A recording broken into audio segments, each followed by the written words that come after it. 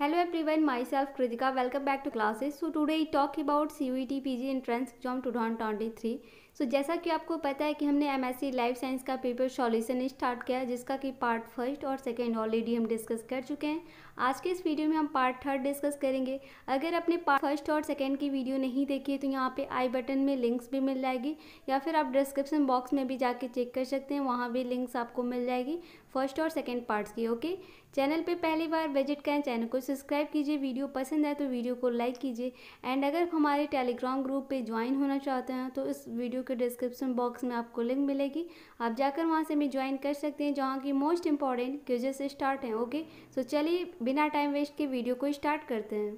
So today talk about CUET PG entrance exams MSc life science का। यहाँ पे हम क्वेश्चंस पेपर डिस्कस कर रहे थे, जिसका कि पार्ट फर्स्ट और पार्ट सेकंड ऑलरेडी हम डिस्कस कर चुके हैं, जिसमें कि हमने 20 क्वेश्चंस को डिस्कस किया था। आज के इस वीडियो में हम पार्ट थर्ड क्वेश्चंस को डिस्कस करेंगे, यानी इसमें भी हम 20 क्वेश्चंस को डिस्कस करेंगे, 41 क्वेश्चन से लेके आपका 60 तक। ठीक है, तो यहाँ पे हम क्वेश्चंस को डिस्कस कर लेते हैं। ओके, क्वेश्चन नंबर 41 है, in anaerobic conditions it consumes more glucose than in the presence of the aerobic environment this phenomena is known as. यहाँ पे दे रहा है कौन सा फेनोमेना यहाँ पे नोन एज होता है।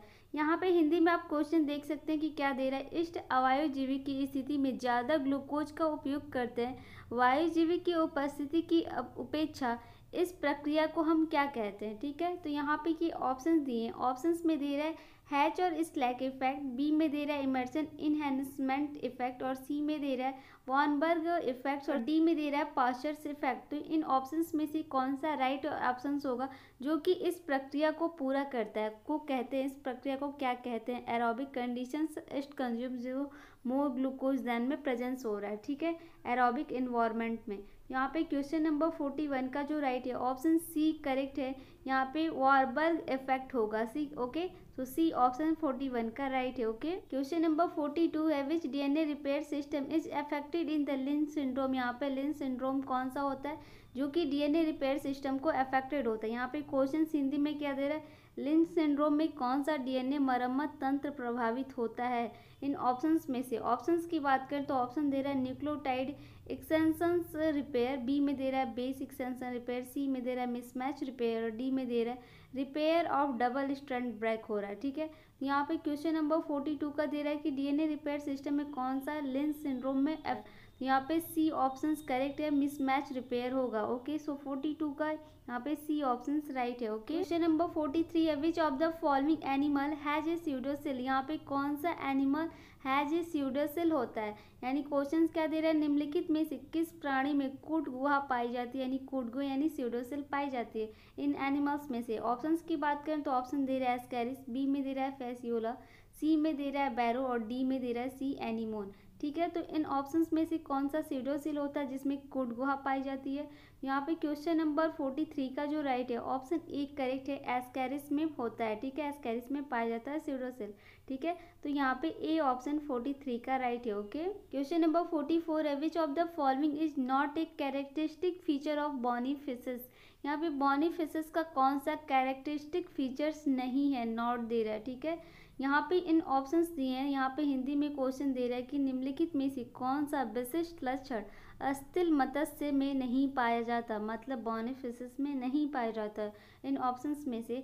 यहाँ पे क्वेश्चन नंबर 44 का जो राइट है ऑप्शन डी करेक्ट है। सिंपल सी बात है कि प्रेजेंस ऑफ पेल्कोइड स्कल्स इसमें नहीं पाए जाते हैं बॉनी फिशेस में। ठीक है, जो कि इसका कैरेक्टरिस्टिक फीचर्स नहीं होता, तो 44 का डी ऑप्शन करेक्ट है। ओके, क्वेश्चन नंबर 45 है, the method which was the first develop for the gene mapping in bacteria was. यहाँ पे दे रहा है जीन मैपिंग में कौन सा बैक्टीरिया फर्स्ट डेवलप किया गया था। ठीक है, यहाँ पे हिंदी में क्वेश्चन दे रहा है कि विधि जो जीवाणु में जीन प्रतिचित्रण के लिए सबसे पहले विकसित हुई, कौन सी सबसे पहले जीवाणु विधि जीन प्रतिचित्रण के लिए सबसे पहले विकसित हुई। ऑप्शंस की बात करें तो ये ऑप्शंस दिए हैं।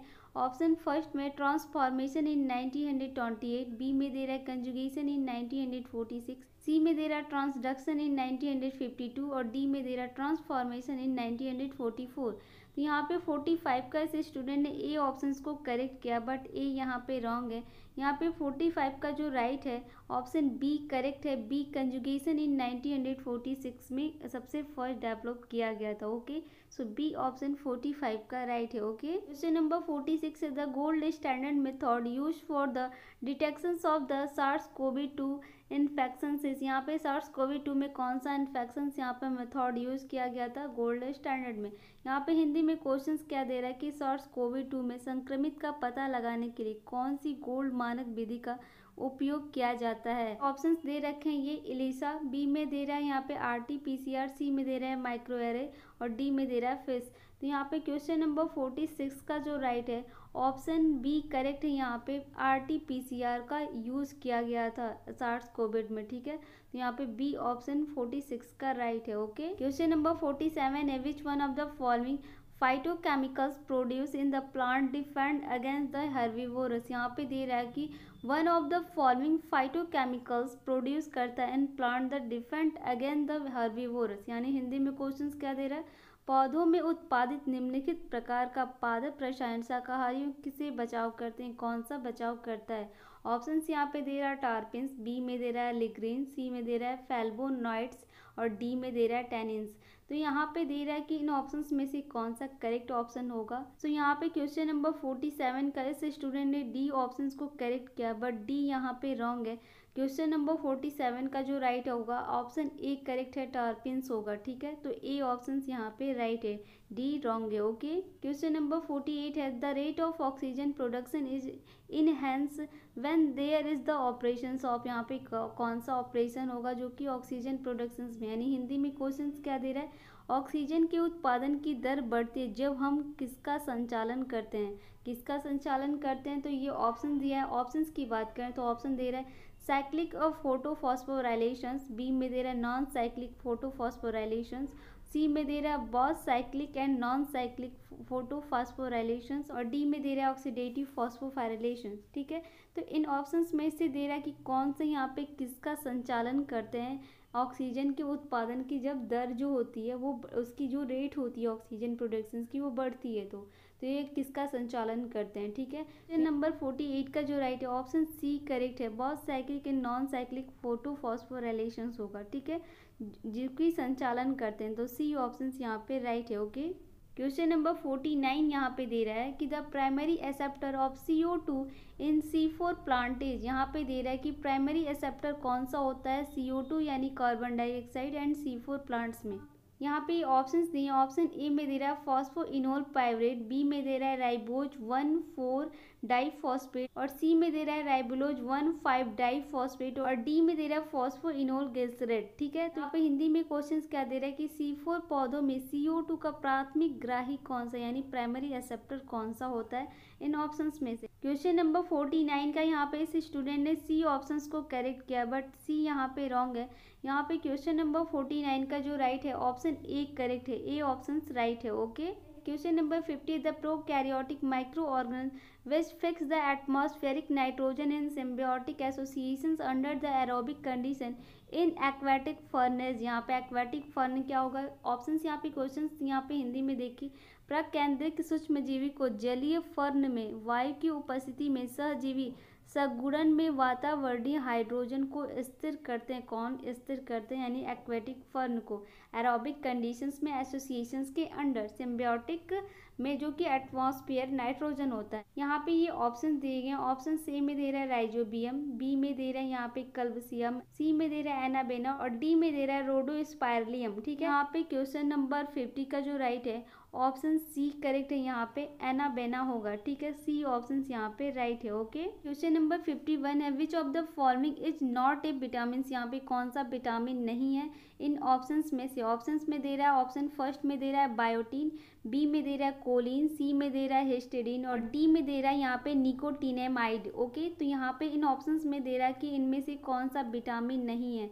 यहाँ पे क्वेश्चन नंबर 51 का जो राइट है ऑप्शन सी करेक्ट है, सी यानी हिस्टेडिन जो होता है इसमें विटामिन नहीं होता। ओके, तो सी ऑप्शन यहाँ पे राइट है। ओके, क्वेश्चन नंबर 52 है कोलिंग वेक्टर में नॉट कंटेन। यहाँ पे कौन सा में नॉट कंटेन होता है, यहाँ पे ऑप्शंस की बात करें तो ऑप्शन दे रहा है ऑरिजिन ऑफ रेप्लिकेशन, बी में दे रहा है मल्टीपल कोलिंग साइट, और सी में दे रहा है प्रमोटर, और डी में दे रहा है सेलेक्टेबल मार्कर। तो यहाँ पे क्वेश्चन नंबर 52 में दे रहा है कि एक कोलिंग वाहक में नहीं हो सकता है, क्या इन ऑप्शंस में से नहीं हो सकता है। ठीक है, तो यहाँ पे क्वेश्चन नंबर 52 का जो राइट है ऑप्शन सी करेक्ट है, प्रमोटर नहीं होता है। ओके, सो 52 का सी राइट है। ओके, क्वेश्चन नंबर 53 है lambda phase genome has the length of, यहाँ पे क्या होता है, दे रहा है कि ए लैम्डा फेज, यहाँ पे जो लैम्डा का फेज होता है उसमें genome has a length of, क्या लेंथ होगी, यहाँ पे दे रहा है ना कि एक लैम्डा फेज में जीनोम की लंबाई होती है, कितनी होती है इन ऑप्शंस में से।